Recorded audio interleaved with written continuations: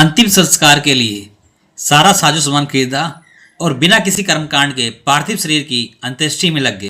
जी हाँ, गंगा घाट पर प्लास्टिक का शव लेके पहुंचे दो युवक। जब असली खेल का पता लगा तो सारे के सारे लोग हैरान हो गए। तो आइए जानते हैं घटना।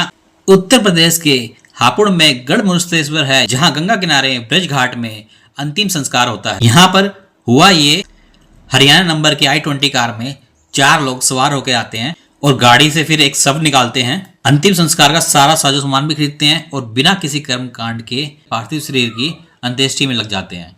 जब आसपास के लोगों को देखकर ही शक होता है तो उनमें से एक व्यक्ति आता है और शव के ऊपर से कफन हटा देता है। और उसके बाद जो वहां पर सीन क्रिएट होता है, उससे देखकर लोगों के पैरों तले जमीन खिसक जाती है। तो होता कुछ ऐसा है कि शव अब तो वहां पर कुछ होता नहीं है और आदमी की 6 फुट के कद काठी का एक पुतला जो है वो लिटा रखा होता है, जिसको वो मुर्दा बता के उसको जलाने की, उसका अंतिम संस्कार करने की कोशिश कर रहे होते हैं। वहाँ पर जो लोग खड़े होते हैं, वहाँ के जो लोग होते हैं, उनको थोड़ी कुछ गड़बड़ लगती है इनमें, और वहाँ से एक आदमी आता है और पूछता है ये आप क्या कर रहे हो।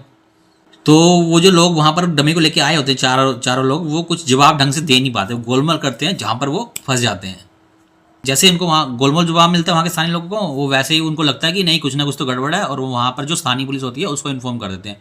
पुलिस आती है, पुलिस के आने से पहले 2 बंदे तो वहाँ से फरार हो जाते हैं और 2 बंदों को जो पुलिस पकड़ लेती है। जब पुलिस उनसे पूछताछ करती है तो दोनों बंदे बोलते हैं कि हॉस्पिटल वालों ने उन्हें नकली बॉडी दे दी, कि नहीं, बंदा तो सही में मरा था, लेकिन हॉस्पिटल से जो है वो उन्होंने डमी दे दिया है। जब वो ऐसे बोलते तो पुलिस को उनकी बात पर भरोसा नहीं होता।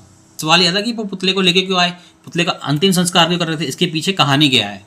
जब पुलिस उनसे पूछती है तो उसमें पता लगता है कि दोनों युवक दिल्ली के रहने वाले हैं और उनमें से एक श्रवण नाम का बंदा है जिसके ऊपर 50 लाख का कर्जा है, और उसी कर्जे को चुकाने के लिए उन्होंने प्लान बनाया कि हम ही पुतला लेके आएंगे और उसको जला देंगे और यहाँ से जो है डेथ सर्टिफिकेट लेंगे और वो इंश्योरेंस कंपनी को देंगे, और इंश्योरेंस कंपनी जो है वो 50 लाख रुपए हमें दे देगी और उससे जो है उसका कर्जा जो है वो उतर जाएगा। कर्जे से मुक्ति पाने के लिए उसने ये प्लान बनाया।